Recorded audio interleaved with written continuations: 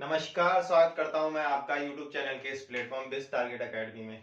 तो आप जैसा कि आप जानते हैं कि मैंने परीक्षा वाणी की सीरीज शुरू की हुई है, जिसमें कि हमने पिछली क्लास में उत्तराखंड का प्रशासनिक ढांचा पढ़ा था, लेकिन उसमें एक टॉपिक रह गया था लास्ट वाला, स्थानीय स्वशासन। एक्चुअली क्या है कि स्थानीय स्वशासन डिटेल में नहीं पढ़ेंगे, क्योंकि इसके लिए मैं अलग से वीडियो लेके आऊंगा जिसमें हम सारी समितियां भी पढ़ेंगे, कैसे कैसे इसका स्टार्टिंग से विकास हुआ, मतलब इसके ऊपर कैसे काम हुआ। जैसे सामुदायिक विकास कार्यक्रम आया, उसके बाद बलवंत राय, इनके लिए समितियां गठित की गई, जैसे बलवंत राय हो गया, अशोक मेहता हो गया, जीबीके हो गया, थुंगन समिति हो गई, ठीक है। फिर उसके बाद जैसे 73वां संविधान संशोधन हुआ, फिर फाइनली इसको संविधान का दर्जा मिला, और ये किस आर्टिकल में है, आर्टिकल 40 में है। और इस तरीके से हम जो डिटेल वीडियो आएगी वो अलग से आएगी। इस यहाँ खाली हम पढ़ेंगे जो उत्तराखंड के परिप्रेक्ष्य में है, ठीक है, क्योंकि हम परीक्षा वाली सीरीज पढ़ रहे हैं तो हम उसी के अकॉर्डिंग इसको कवर करेंगे, ठीक है। तो आइए देख लेते हैं उत्तराखंड का पंचायती राज प्रणाली। आपको सबको पता है कि ये आर्टिकल 40 में है, ठीक है। अब जो उत्तराखंड की पंचायती प्रणाली है वो एक्चुअली हमने कहाँ से ली हुई है, उत्तर प्रदेश। जब ये अलग नहीं हुआ था तो उस टाइम ये जब उत्तर प्रदेश से अलग हुआ था उत्तराखंड, तो उसी टाइम क्या था, जो इसकी उत्तर प्रदेश की जो पंचायती राज प्रणाली थी उसी से हमने उसको थोड़ा बहुत संशोधित करके हमने इसको लिया था, ठीक है। तो जो उत्तर प्रदेश की थी वो जब भारत विभाजित नहीं हुआ था 1947, उससे पहले इसका नाम संयुक्त प्रांत हुआ करता था, ठीक है। तो 15 अगस्त 1947 को संयुक्त प्रांत पंचायती राज के तहत इसको लागू किया गया, ठीक है, उत्तर प्रदेश में। फिर इसके 73वां संविधान संशोधन हुआ, इसको संविधान का दर्जा दिया गया। उसके बाद जैसे ही उत्तराखंड अलग हुआ और उत्तराखंड राज्य का गठन होता है, प्रथम निर्वाचित सरकार आती है। उसमें क्या होता है कि हम थोड़े बहुत चेंजेस करते हैं और उसको यथावत बनाए रखते हैं, ठीक है। अब 2008 में पहले जो इसमें आरक्षण दिया हुआ था वो था 33% आरक्षण, ठीक है।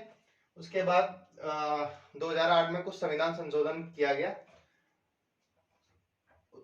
इसमें संशोधन किया गया और आरक्षण को 50% कर दिया गया 2008 में, ठीक है। उसके बाद देख लेते हैं कि ये कितने स्तरीय है। देखिए तीन तीन स्तरीय है, ठीक है। जहां पे 20 लाख से कम जनसंख्या होती है वहां पे दो स्तरीय पंचायती प्रणाली होती है, ठीक है। लेकिन जहाँ पे जनसंख्या 20 लाख से ऊपर हो वहां पे त्रिस्तरीय होती है। कहीं कहीं पे 4 स्तरीय भी है, जैसे पश्चिम बंगाल में है, ठीक है। लेकिन अधिकतर त्रिस्तरीय है, ठीक है। तो उत्तराखंड में भी त्रिस्तरीय, क्योंकि यूपी में भी त्रिस्तरीय थी, उसी को हमने कॉपी किया हुआ है, ठीक है। अब देख लेते हैं, आपको बताया त्रिस्तरीय में कौन कौन सी होती है, ठीक है। ऊपर से लेके जिला पंचायत, फिर होती है क्षेत्र पंचायत, और फिर ग्राम पंचायत। सबसे ऊपर लेवल में होती है क्षेत्र पंचायत, जिसका अध्यक्ष होता है वो जो भी चुना जाता है जनता की, डायरेक्ट जनता के द्वारा, ठीक है। और उसके बाद होती है क्षेत्र पंचायत, उसके बाद होती है ग्राम पंचायत। तो पहले क्षेत्र पंचायत देख लेते हैं, ठीक है। तो मैंने बताया अध्यक्ष जनता के द्वारा चुना जाता है, और उसके समकक्ष होता है सचिव, डिस्ट्रिक्ट डेवलपमेंट ऑफिसर, ठीक है। जैसे अपने सेंट्रल गवर्नमेंट में प्रधानमंत्री के समकक्ष होता है कैबिनेट सेक्रेटरी, ठीक है। उसके बाद जैसे राज्य में राज्य सचिव हो गया, ठीक है। इसी तरीके से जो जिला पंचायत में जो अध्यक्ष है उसके समकक्ष होता है सचिव, यानी कि राज्य सचिव, ओ सॉरी, जिला सचिव, डिस्ट्रिक्ट डेवलपमेंट ऑफिसर, ठीक है। अब इसके काम क्या क्या है, अब ये देख लेते हैं कि जो जिला पंचायत को जो अध्यक्ष होता है, जो उनकी मीटिंग्स होती हैं, उसमें कौन कौन से लोग भाग ले सकते हैं, ठीक है, मतलब कौन कौन से अटेंड कर सकते हैं। तो जो जिले के सभी प्रमुख होंगे, यानी क्षेत्र पंचायत से जो चुने गए प्रमुख होंगे, वो लोकसभा सदस्य, अगर कोई वहां से लोकसभा सदस्य है तो वो भी उसमें भाग ले सकता है मीटिंग में। राज्यसभा का सदस्य ले सकता है अगर वहां उस एरिया से है तो, और राज्य विधानसभा का सदस्य, ठीक है। जिला पंचायत की कार्यवाही में भाग लेते हैं, ठीक है। लेकिन ये भाग तो लेते हैं और मत भी दे सकते हैं, लेकिन जब बात आती है कि अविश्वास प्रस्ताव की, यानी कि जब अगर हमें हटाना हो इस अध्यक्ष को, जो जिला पंचायत का अध्यक्ष है, अगर इसको हटाना हो, इसके खिलाफ अविश्वास प्रस्ताव लाना हो, तो उसमें क्या करते हैं, ये लोग वोटिंग नहीं कर सकते। इसमें सिर्फ वही लोग वोटिंग करेंगे जो इसके सदस्य होंगे, ठीक है। तो ये था हमारा जिला पंचायत। उसके बाद इसके ये कैसे काम करती है जिला पंचायत, तो जिला पंचायत करती है अपनी समितियों के माध्यम से। जिला पंचायत 6 तरीके की समितियां बनाती है जनरली। जिला पंचायत भी 6 तरीके की बनाती है, फिर क्षेत्र क्षेत्र पंचायत भी अपनी 6 समितियां बनाती है, और जो ग्राम पंचायत है वो भी 6 समितियां बनाती है। तीनों में 6 समितियां बनती हैं और उसी के थ्रू ये काम करते हैं, ठीक है। तो वो कौन कौन सी समितियां, आइए देख लेते हैं, ठीक है। पहले मैं लिख लेता हूँ। तो देखिए ये 6 प्रकार की समितियां जिला पंचायत बनाती है, जिसमें कि पहली समिति है नियोजन और विकास समिति, यानी कि ये विकास पर ध्यान देती है कि किस तरह से डेवलपमेंट होगा जिला लेवल पर, ठीक है। दूसरी है शिक्षा समिति, ये शिक्षा पर ध्यान देती है। और तीसरी है स्वास्थ्य। चौथी है प्रशासनिक, यानी कि वहां की प्रशासनिक व्यवस्था ये देखती है, ठीक है। उससे रिलेटेड सारी काम ये देखती है। जल प्रबंधन एवं जैव विविधता समिति, यानी कि इसके दो काम है, एक तो जल की व्यवस्था देखना जिले में, और दूसरी देखना है कि जैव विविधता, यानी जैव विविधता यानी बायोडाइवर्सिटी, कि हमारी जो उसके पास एरिया है वहाँ, मतलब जो पेड़ पौधे हैं, जो जानवर हैं, उसके अकॉर्डिंग उसको देखना, मतलब, ठीक है। फिर छठी है निर्माण कार्य समिति, यानी कि ये निर्माण कार्य से इंफ्रास्ट्रक्चर से रिलेटेड काम कार्य को देखती है, ठीक है। तो ये 6 प्रकार की समितियां हैं जिसके माध्यम से जिला पंचायत अपना काम करती है, ठीक है। इन 6 समितियों के माध्यम से जिला पंचायत अपना काम करती है। इसी तरह क्षेत्र पंचायत में भी 6 समितियां होती हैं और ग्राम पंचायत में भी 6 समितियां होती हैं। अब नेक्स्ट हमारा देखते हैं जिला पंचायत के बाद क्षेत्र पंचायत। तो क्षेत्र पंचायत में जो होते हैं वो होती है ब्लॉक स्तर पर, ठीक है। ब्लॉक स्तर पर कार्य करती है क्षेत्र पंचायत, ठीक है। क्षेत्र पंचायत किस स्तर पर काम करती है? जिला स्तर, ब्लॉक स्तर पर। इसका जो अध्यक्ष होता है वो होता है प्रमुख, ठीक है। इसका अध्यक्ष कौन होता है? उसको बोलते हैं प्रमुख, ठीक है। और इसके समकक्ष जो सभी सचिव बैठता है वो बैठता है बीडीओ, ब्लॉक डेवलपमेंट ऑफिसर, ठीक है। ब्लॉक डेवलपमेंट ऑफिसर, ठीक है। डेवलपमेंट ऑफिसर, ठीक है। Block development officer. अब जो इसकी नियुक्ति होती है या इसकी जो होती है वो इसको जनता द्वारा चुना जाता है, ठीक है। इसको जनता के द्वारा चुना जाता है। तो क्षेत्र पंचायत में एक शर्त होती है, कम से कम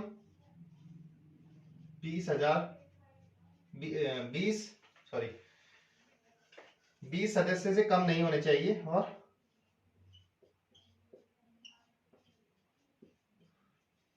कम नहीं होने चाहिए, और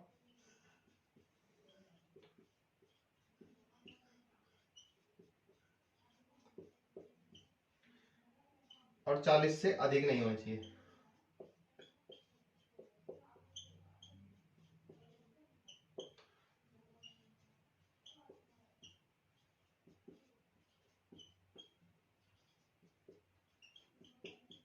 ठीक है, 20 से कम नहीं होनी चाहिए और 40 से अधिक नहीं होने चाहिए, ठीक है।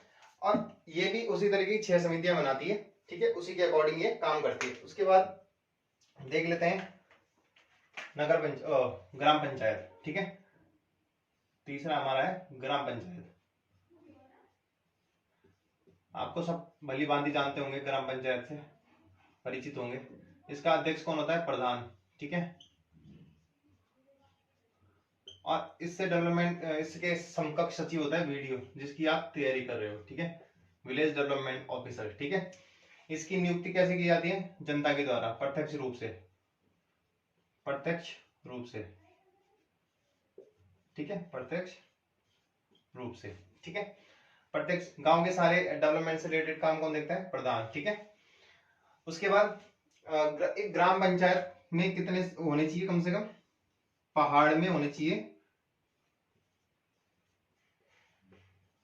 500 कम से कम, और मैदान में होने चाहिए, मैदान में जनसंख्या होनी चाहिए 1000 से लेके 10,000 तक। मैदान में यहाँ पे 1000 से लेके 10,000 तक एक ग्राम पंचायत गठित होती है, और कम से कम पहाड़ में कम से कम 500 चाहिए, ठीक है।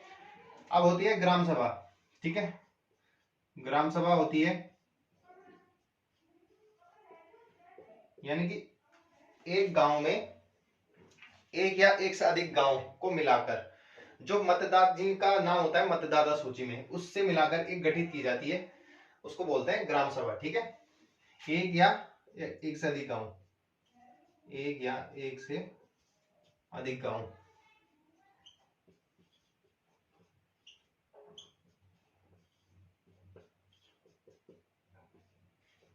गांव से मिलाकर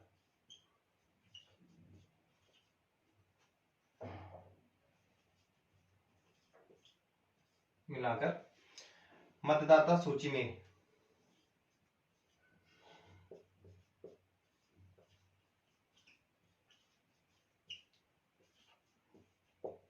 जिनका नाम होता है, ठीक है, उससे मिलाकर बनती है ग्राम सभा। ठीक है, एक ग्राम सभा की एक ग्राम पंचायत होती है। ठीक है, अब ये तो था ग्राम पंचायत का ढांचा। लेकिन अब बात करते हैं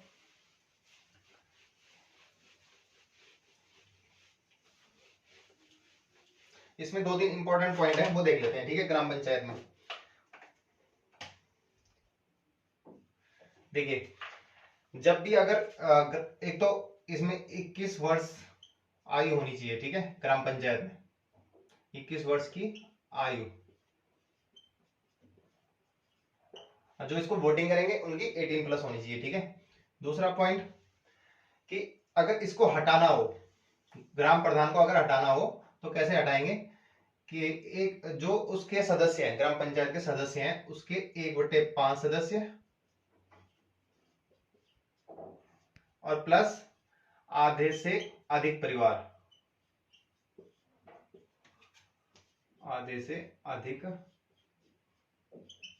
परिवार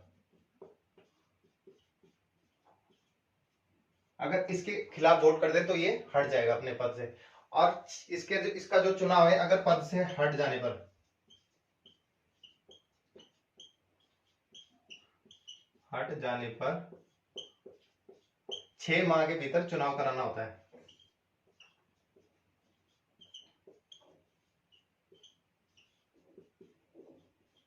भीतर चुनाव कराना होता है। ठीक है,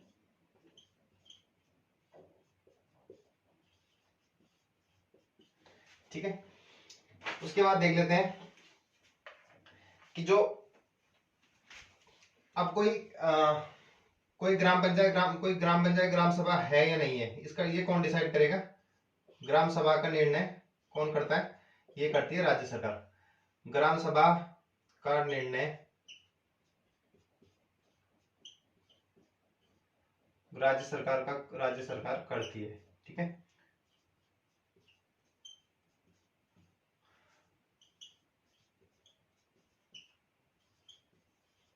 ठीक है, राज्य सरकार करती है, ग्राम सभा का निर्णय राज्य सरकार करती है। अब इसका अगले पॉइंट, ये 6 प्रकार की समितियां होती हैं जो मैंने लिखवाई है, लेकिन उनमें से 3 समितियां जो कि शिक्षा, ठीक है, स्वास्थ्य और कल्याण, ये जो 3 समितियां हैं, उन 6 समितियों में से नियोजन विकास, ठीक है, जल प्रबंधन, शिक्षा, स्वास्थ्य, कल्याण, ये जो 6 प्रकार की समितियां, इनमें से जो 3 समितियां हैं, शिक्षा, स्वास्थ्य और कल्याण, इन तीनों की सभापति कौन होती है? महिला। इन तीनों समिति की सभापति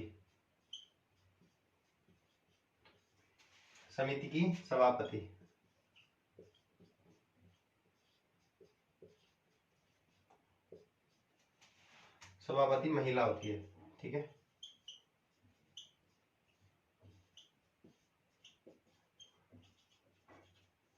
ठीक है, इतना समझ में आया? अब उसके बाद बात करते हैं नगर प्रणाली की, नगर निकाय प्रणाली की। ठीक है, और न्याय पंचायतें भी होती हैं। एक बार न्याय पंचायत को भी देख लेते हैं। ठीक है, न्याय पंचायतें भी होती हैं। तो न्याय पंचायतें जो होती हैं ग्राउंड लेवल पे,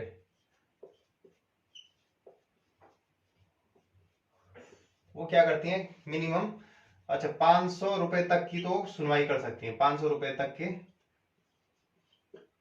के जुर्माने की सुनवाई कर सकती है। ठीक है, तक के केस की सुनवाई कर सकती हैं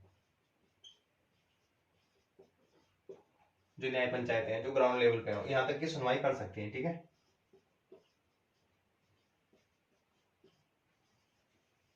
ठीक है, और 100 रुपए तक का जुर्माना लगा सकते हैं। 100 रुपए तक का जुर्माना लगा सकती है।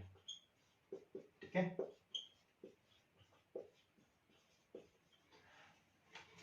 अब बात करते हैं नगर निकाय प्रणाली की। ठीक है, नगर, देखिए इनके आर्टिकल वगैरह सब मैं आपको अलग से वीडियो में पढ़ाऊंगा। ठीक है, नगर निकाय प्रणाली आर्टिकल जैसे 243 ई, 243 क्यू, ये सब मैं उसमें पढ़ाऊंगा। ठीक है, डिटेल में। अब नगर निकाय प्रणाली ये भी हमने उत्तर प्रदेश से लिए। ठीक है, कहां से लिए? उत्तर प्रदेश से। राज्य में नगर निकाय प्रणाली शासन प्रणाली अधिनियम 1916 के संयुक्त प्रांत से ली गई है। ठीक है, अब इसको 1993 में 74 का दर्जा मिला, ये सबको पता है। और 3 स्तरीय ये होती है। ठीक है, ठीक है, पहला होता है नगर निगम, दूसरा होता है नगर पालिका,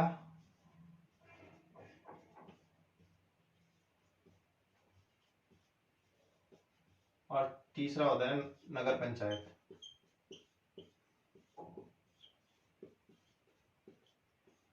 अब ये डिफरेंट क्यों है? क्योंकि इनका मतलब है कि जब लोग गांव से निकल के किसी एक जगह इकट्ठा हो गए, जब वहां पे जनसंख्या ज्यादा हो जाती है, तो वहां पे चीजों की ज्यादा जरूरत होने लगती है, पानी की, सफाई की, ये सब चीजों की जरूरत हो, तो वहां पे हम क्या गठित करने शुरू कर देते हैं?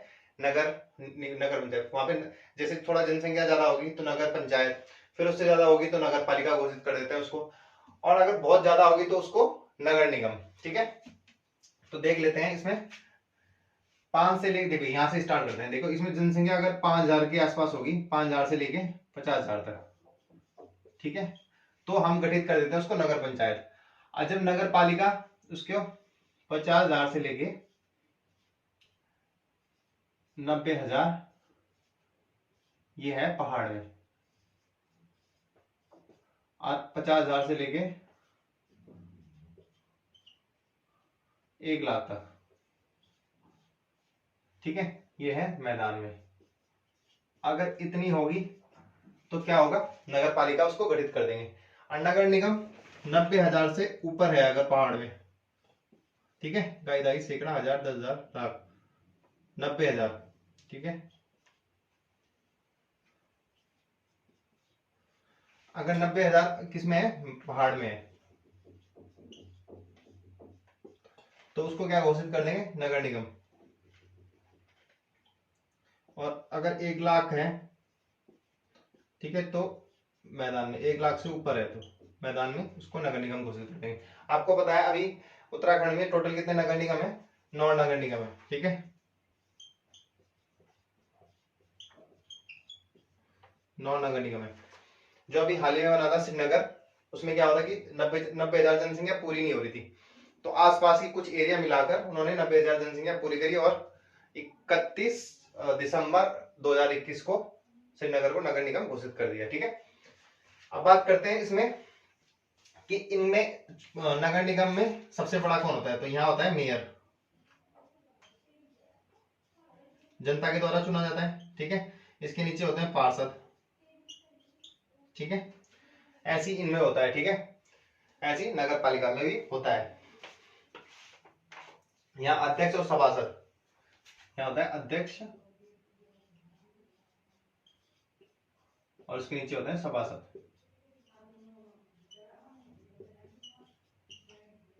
यहाँ पे भी अध्यक्ष और उसके सभासद।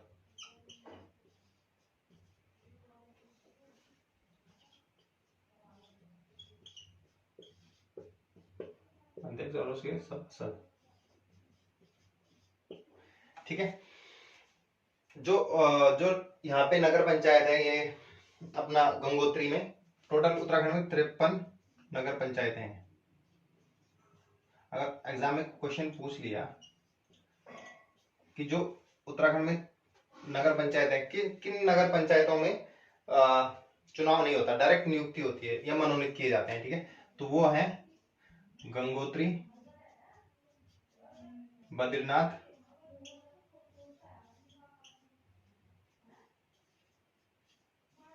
और केदारनाथ।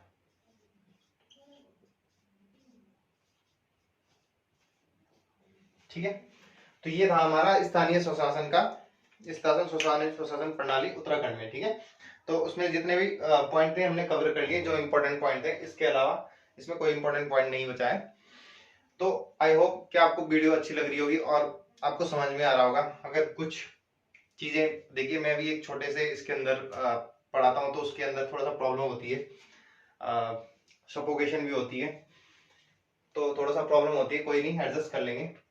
तो इस सीरीज को कंटिन्यू रखा जाएगा और नेक्स्ट टॉपिक आएगा आपका, नेक्स्ट चैप्टर आपका भूगोल का आएगा, क्योंकि हिस्ट्री में अलग से पढ़ाऊंगा आपको, ठीक है। क्योंकि हिस्ट्री पढ़ी है तो हिस्ट्री को मैं अलग से पढ़ा दूंगा आपको, और नेक्स्ट चैप्टर आएगा भूगोल। तब तक के लिए